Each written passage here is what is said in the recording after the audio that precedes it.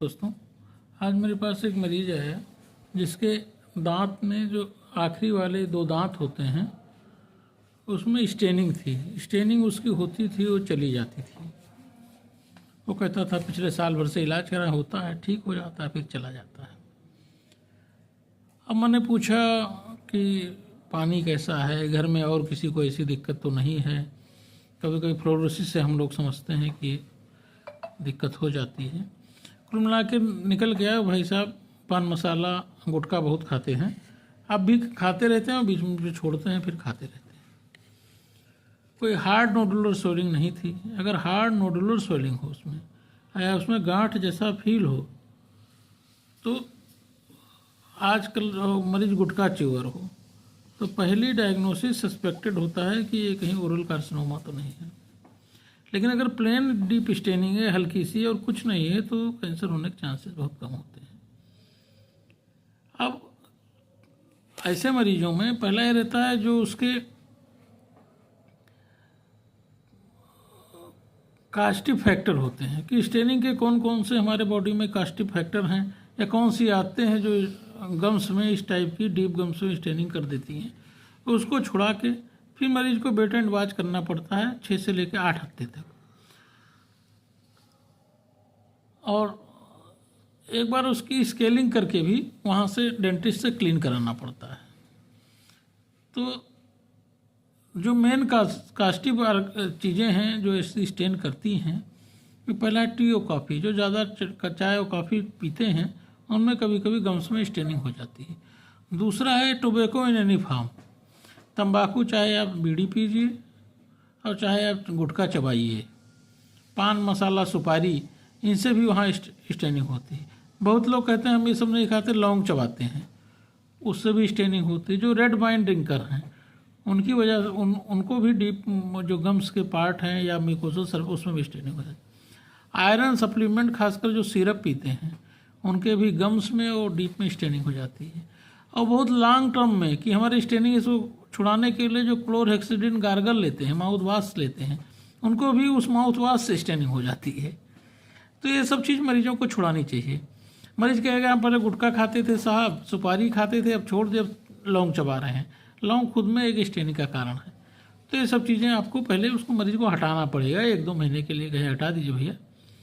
और अगर ज़्यादा स्टेन है और टूथ के पास भी स्टेनिंग है तो डेंटिस्ट से कह के उसकी स्केलिंग कराइए।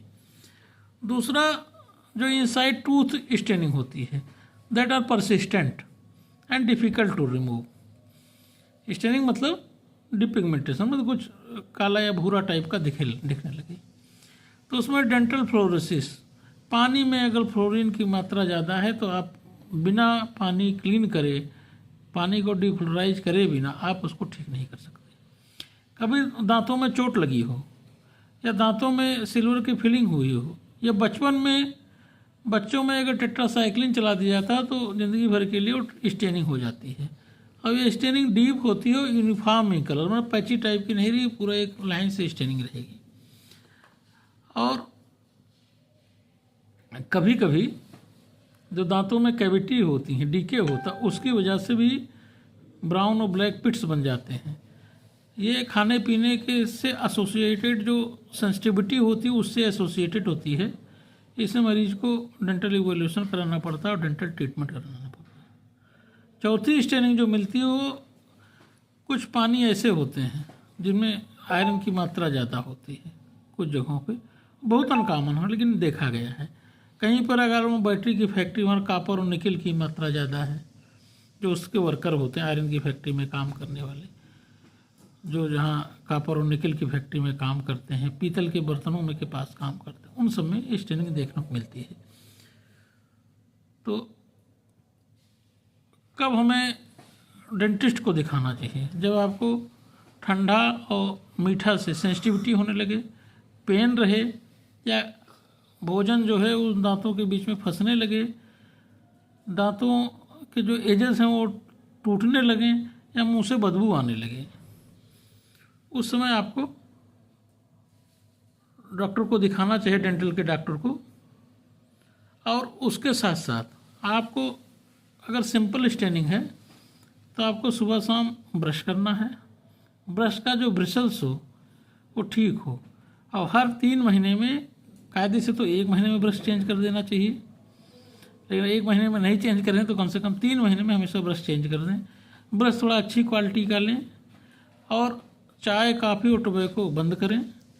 और हर खाने के बाद कम से कम 2-3 बार आपको कुल्ला करना है। और कभी कोई गुटखा या गुलमंजन टाइप का पाउडर से आपको दांत नहीं साफ करना है, कोयले से आपको दांत नहीं साफ करना है। कुछ लोग जो रहते हैं बालू से दांत को मांजते हैं कि इससे साफ हो जाता है, वो रगड़ जाता है भाई, इनेमल पूरा टूट जाता है। तो ये 4-5 चीज़ें बताई हैं मैंने, उसका ध्यान रखें।